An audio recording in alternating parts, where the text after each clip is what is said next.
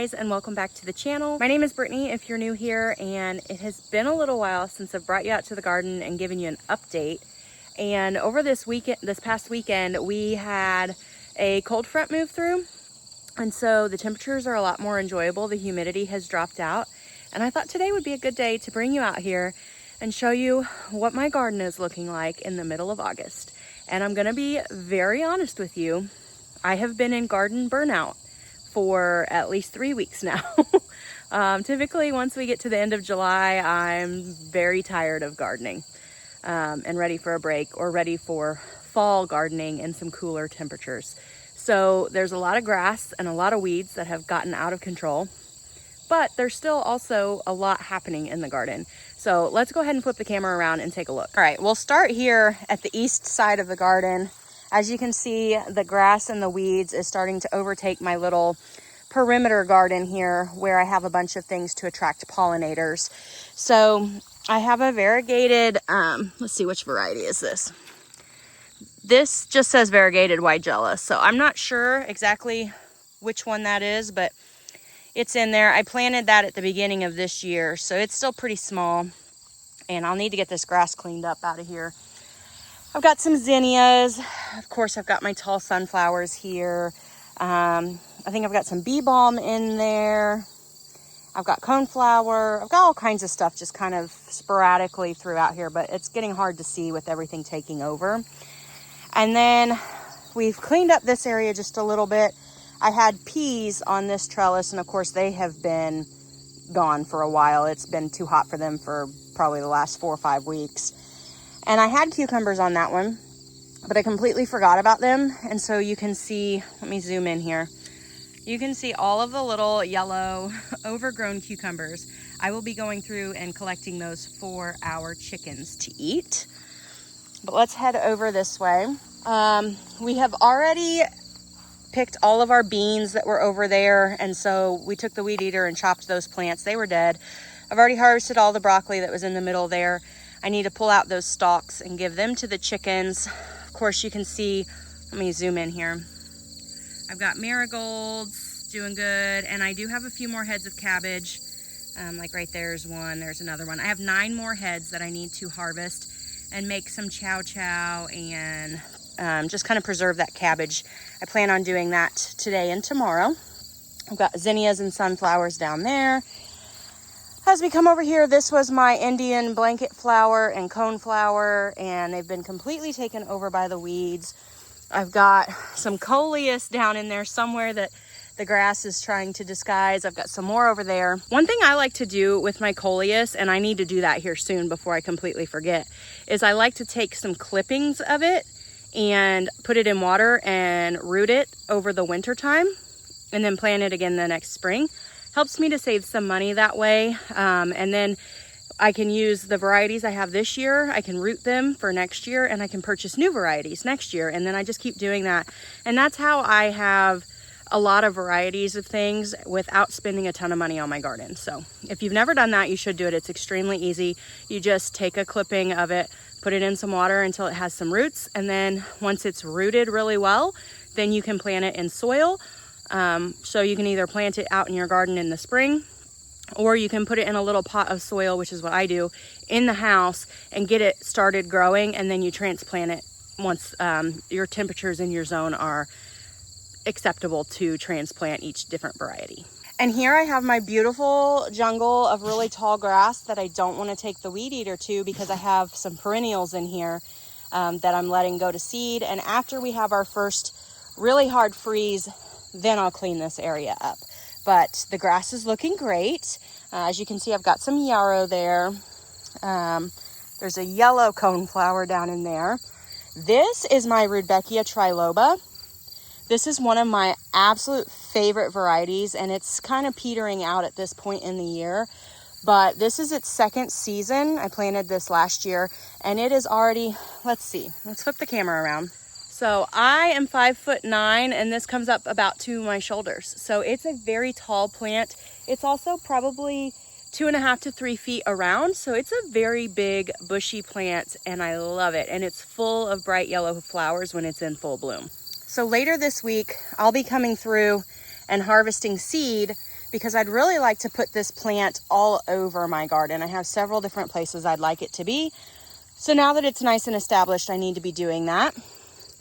This is another one. This one volunteered from last year, but this is one that I just absolutely love because it just gets really big and bushy and full of bright orange blooms. And this is Tithonia, otherwise known as Mexican sunflower. And then as we come down this way, actually, let's look at the raised beds situation. We just kind of hacked out all of the grass with the weed eater, and I need to come through, like this bed, I'm probably going to completely dig out and move this bed to a different location for next year, because I plan on changing this whole setup for next year. So I'll go ahead and get that one moved and completely out of here. And then these three, there's enough soil left in them that I can top them with some compost and do a fall garden. So part of the reason I am in such extreme garden burnout right now is because I am eating predominantly carnivore. And so I'm not really eating the stuff that comes out of my garden, and it's such a lot of work and it's exhausting, especially when it's 106 degrees and 80% humidity, that I just don't want to be out here. And so I haven't been out here doing much of anything here lately. And my kids and my husband, they are still eating the stuff that comes out of the garden, but not nearly at a scale. I haven't been canning as much. I have canned some for winter, but not nearly as much as I normally would. And so it's just kind of hard for me to do that. But I am going to plant a little bit of a fall garden for my husband and my kids because they are still eating a lot of vegetables. And towards the end of October, after my 90 days of carnivore, I'm going to start incorporating some more vegetables back into my diet. I'm just kind of doing a little bit of a reset to try and see if I can get control of this inflammation. I think I have pretty much determined that my inflammation primarily comes from grains. And so I think I'll probably have to stay on a pretty grain-free diet. But I think I'm going to be able to incorporate some vegetables back in and not have as much issues with the inflammation. But we'll just have to see. I plan on doing that in like mid to late October. So anyways, these raised beds here are going to be planted in like zucchini and kale and cabbages and things like that for the fall. And then these raised beds will get moved as well because next year I have just a whole lot of different plans. I plan on doing a lot more landscaping next year because I just really love landscaping and hardscaping, and I love using the flowers and doing like a perimeter or doing like a pollinator garden and cottage style gardens. And I've really fallen in love with that aspect of gardening. And I'm getting kind of burnout on the vegetable gardening. So my vegetable garden is going to be significantly smaller than it has been the last few years. So we'll talk about that next year because I have plans to purchase a few new raised beds and put the vegetables kind of all in a much smaller compact footprint in the garden. And my hope is that by doing that, it'll be easier to maintain. And then I'll have the rest of this to landscape and hardscape and make just really a fun sanctuary for my family to hang out in. So lots more to come on that. But let's head back over here and look at the rest of the vegetable garden. This is my cattle panel trellis, and she's very much a jungle right now. As you can see, the grass is kind of going crazy. We got a little carried away with the weed eater and nicked the fabric, so that's going to have to be repaired before next year. Next year, I do still plan to have this cattle panel trellis in the vegetable garden, but pretty much nothing beyond the east side of this. So I had cucumbers on this first section, and they are petered out and needing ripped out and fed to the chickens. And then I had a couple of butternut squash vines in here, which you can see I'm leaving them. I do need to get in here and get this grass because they're getting choked out by all the grass. That's one thing about the landscape fabric. It does help, but if you don't stay on top of it, anywhere there's a little hole, that grass will grow through. And like I said, I have not stayed on top of it. So it's a jungle. This is my Chinese noodle beans that I'm letting go to seed at this point in the season, and I'll feed a lot of that to the chickens, and I will also save some seed for next year. These are my Blue Lake pole beans, and I need to come out here and harvest. That is on the list for this week. Harvest these up and get them put in some jars and canned up for the winter. I might freeze dry some as well. And then there's a pretty little view down the tunnel, but you can see I've got all kinds of beans, and even some of them are starting to be seed saving worthy. So I need to get in here and get this taken care of. But the weather last week was just awful. It was in the hundreds, actual temperature, like 100, 105, and high humidity. So it was just miserable. This area here was 2 rows of bush beans that I have already canned about 45 quarts of beans off of, and they just need to be ripped out and fed to the chickens at this point. These were my tomatillos that I have done absolutely nothing with. I have completely failed as a tomato gardener this year. I've harvested very little. I have canned, I say I've failed as a tomato gardener, but I have canned like, I think close to 36 quarts of spaghetti sauce. So we're good. I don't really need any more. But there's still a lot of tomatoes on the vines, and we're struggling to keep up with them. So the chickens are getting most of them, but that's okay. Nothing goes to waste around here because of so many animals. Everything gets eaten eventually. In between the 2 tomato rows, here's one row and there's the other. I had 2 kind of half rows of peppers, and they're doing kind of okay. Let's walk up in here. Here's my eggplant plants. I don't know. We just picked eggplant yesterday, so there's nothing left on it. But here I've got some peppers that are getting eaten alive, and here's my jungle that I don't even care about anymore. I know I'm not alone when it comes to garden burnout. A lot of gardeners can relate. Yeah, this is what it's looking like. There's my okra. Also kind of given up on it at this point. I have some raspberries over here that my husband said were really delicious. I'm carnivore right now, so I'm not eating them. But let's go take a look. They're a golden variety. And I think earlier this season, I had some herbicide drift damage, and I think that's why these look the way that they do. They're still kind of struggling. But he tasted a couple and said they were delicious. So there's just a few there off this one plant.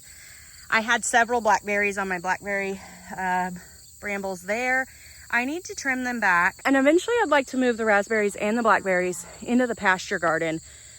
But I just always seem to run out of time to be able to get that done. So that has not been done.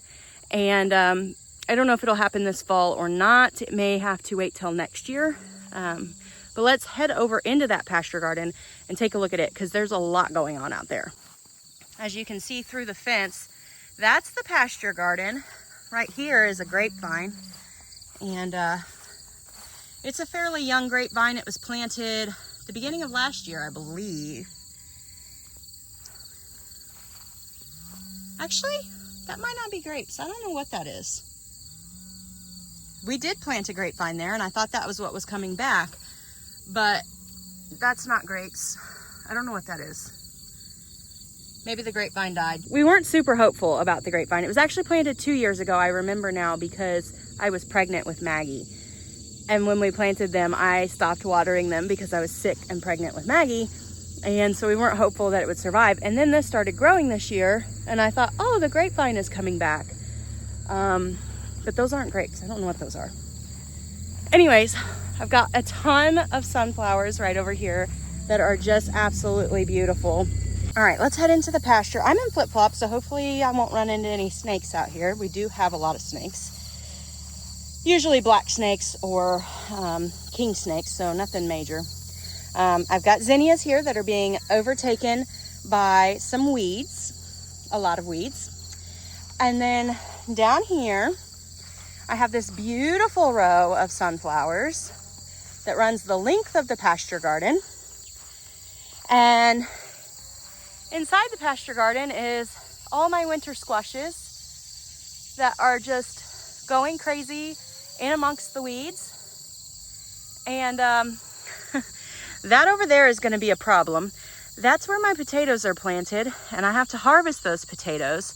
So I think we're going to have to bring the bar mower out here and mow that off before I can dig my potatoes, because those are easily 12-foot tall weeds.